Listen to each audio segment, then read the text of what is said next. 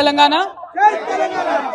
మరి ఎల్బీ నగర్ అంటేనే కంప్లీట్ గా ఉద్యమానికి పూరిటిగడ్డగా చెప్పొచ్చు.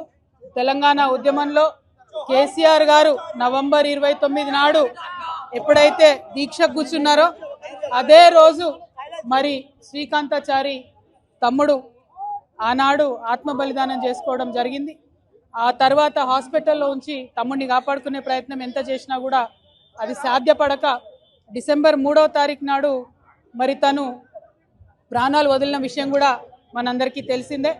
ఒక పక్క దీక్ష, ఇంకొక పక్క ఈ బిడ్డలు చేస్తున్నటువంటి త్యాగాలు, ఇంకొక పక్క వారి స్ఫూర్తితోని యావత్తు తెలంగాణ కూడా రగిలి ప్రతి ఊర్లో కూడా దీక్షా శిబిరాలు వెళ్ళడం, ప్రతి ఊర్లో కూడా ఆడబిడ్డలు బోనాలు బతుకమ్మలు ఎత్తుకొని ప్రొటెస్ట్ చేయడం, విద్యార్థులు అన్ని యూనివర్సిటీల్లో మరి పోరాటం చేయడం, ఉద్యమకారులు ఎక్కడికక్కడ పంతం పట్టుకొని ముందుకెళ్లడంతో ఇవాళ రాష్ట్రాన్ని సాధించుకున్న విషయం మనందరికీ తెలిసిందే.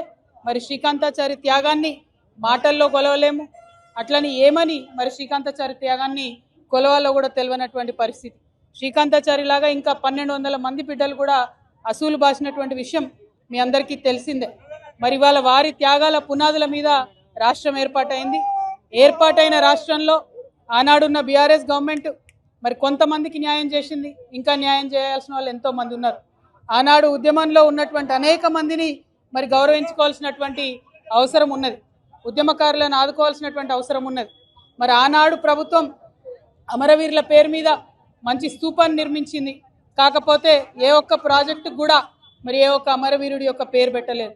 మరి ఇప్పుడు కాంగ్రెస్ ప్రభుత్వం వచ్చింది, వాళ్ళు అదే చెప్పొచ్చిండ్రు, మేము అమరవీరులను గౌరవిస్తామని చెప్పిండ్రు. కానీ రాజీవ్ గాంధీ పేరు, ఇందిరాగాంధీ పేరు, ఆఖరికి మన్మోహన్ సింగ్ పేరు పెడుతున్నారు. కానీ ఏ ఒక్క పథకానికి కూడా శ్రీకాంతాచారి పేరు పెట్టాలన్న మనసు మరి కాంగ్రెస్ ప్రభుత్వానికి వస్తలేదు, ఆనాడు బీఆర్ఎస్ ప్రభుత్వానికి కూడా రాలేదు. ఈ ఒరవడి మారాలి, నిజంగా త్యాగం చేసినటువంటి వాళ్ళ పేర్లు చరిత్రలో నిలబడాలి. దానికోసం మనందరం కూడా ప్రయత్నం చేయాలి. ఒక పక్క మన బిడ్డలు రాష్ట్రం కోసం మన ప్రాణత్యాగం మనం చేసుకుంటే, సినిమా యాక్టర్ అయిన పవన్ కళ్యాణ్ ఆనాటి నుంచి ఈనాటి వరకు మనకు వ్యతిరేకమే. ఇవాళ కూడా ఆయన మాట్లాడుతున్నాడు, తెలంగాణ నాయకుల దిష్టి కళ్ళతోని కోనసీమ పాడైంది అంటున్నాడు.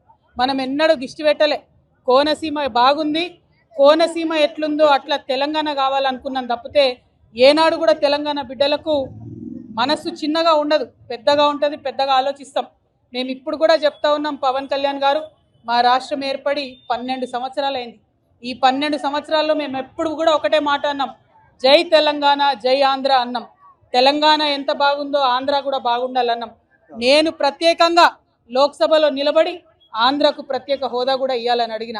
మేము తెలంగాణ వాళ్ళం ఎప్పుడు కూడా పక్కోంది గుంజుకోవాలని చూడం, పక్కోడు బాగుంటే మా కళ్ళు మండయి, మేం బాగుండాలని కోరుకుంటాం తప్పితే పక్కవాడు చెడిపోవడాలని ఎప్పుడు కోరుకోలేదు. మా ఉద్యమంలో ఒకవేళ మేము అట్లా కోరుకున్నట్టయితే ఉద్యమ స్వరూపం వేరేలాగుండే. మా బిడ్డలు ఆత్మ బలిదానాలు చేసుకున్నారు తప్పితే ఒక్క పరాయి రాష్ట్రం వాడి వ్యక్తి మీద కూడా చెయ్యి ఎత్తలేదు మేము ఎప్పుడు కూడా. ఆ విషయాన్ని దయచేసి పవన్ కళ్యాణ్ గారు గుర్తుపెట్టుకోవాలి. ఆనాడంటే మీరు సినిమా యాక్టర్ ఏమన్నా నడిచింది, ఇవాళ మీరు డిప్యూటీ చీఫ్ మినిస్టర్, మీరు ఆంధ్రప్రదేశ్ యొక్క ప్రజలను దేశవ్యాప్తంగా రిప్రజెంట్ చేస్తారు. మీరు మాట్లాడే మాటలు కూడా మీ ప్రజలకు ఆపాదిస్తారు. కాబట్టి జాగ్రత్తగా మీరు ఆలోచన చేసి మాట్లాడాలని నేను పవన్ కళ్యాణ్ గారిని కోరుతున్నాను.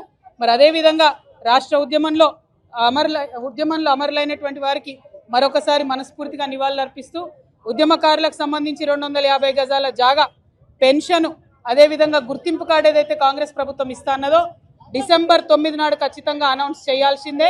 చేయకపోతే మాత్రం ఉద్యమకారులందరం కూడా గవర్నమెంట్ భూములు చూసుకుంటాం, జాగృతి జెండాలు వాత్తాం, భూ పోరాటాలకు ముందుకెళ్తామని చెప్పి తెలియజేస్తూ సెలవు తీసుకుంటున్నాను. జై తెలంగాణ, జై తెలంగాణ, జై తెలంగాణ.